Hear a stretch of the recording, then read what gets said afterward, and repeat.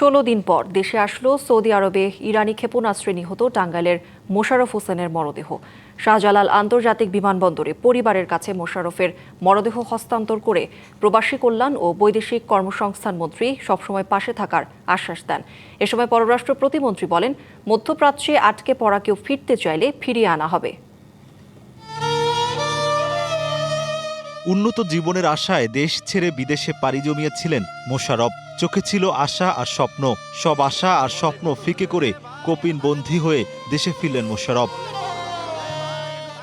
শাহজালাল আন্তর্জাতিক বিমানবন্দরে তার নিথর দেহ নিতে আসা স্বজনদের মাঝে নেমে আসে শোকের ছায়া।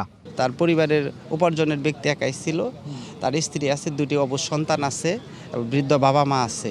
বলার মতো ভাষা খুঁজে পাচ্ছি না। বর্তমান সরকার ফ্যামিলিটার পাশে যেন দাঁড়ায়, তার 2টা বাচ্চা আছে। এ সময় পরিবারের কাছে মোশাররফের দেহ হস্তান্তর করেন প্রবাসী কল্যাণমন্ত্রী।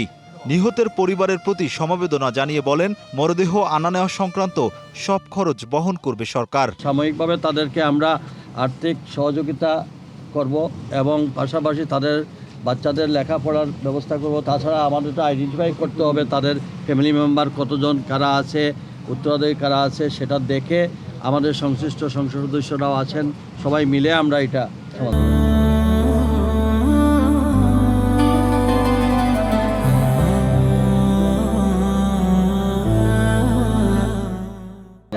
এ সময় পররাষ্ট্র প্রতিমন্ত্রী বলেন, মধ্যপ্রাচ্যের দেশগুলোতে প্রবাসীদের নিরাপত্তায় কাজ করছে সরকার। কেউ ফিরে আসতে চাইলে তাদের ফেরত নিয়ে আসা হবে।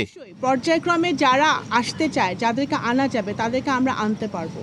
হ্যাঁ, তাদেরকে আমরা বাংলাদেশ বিমানের স্ট্যান্ড বাই আছে, আমাদের প্রবাসী কল্যাণ মন্ত্রণালয় স্ট্যান্ড বাই আছে, পররাষ্ট্র মন্ত্রণালয় স্ট্যান্ড বাই আছে। আমাদের প্রস্তুতি 100% আছে। এটা ডিপেন্ড করছে ওই সব দেশের যুদ্ধাবস্থার উপরে এবং ওই সব দেশে বাংলাদেশিরা কি অবস্থায় আছে সেটার উপরে। গেল 4 মার্চ সৌদি আরবের আল খারাজের একটি আবাসিক ভবনে ইরানের ক্ষেপণাস্ত্র হামলায় প্রাণ হারান মোশাররফ হোসেন।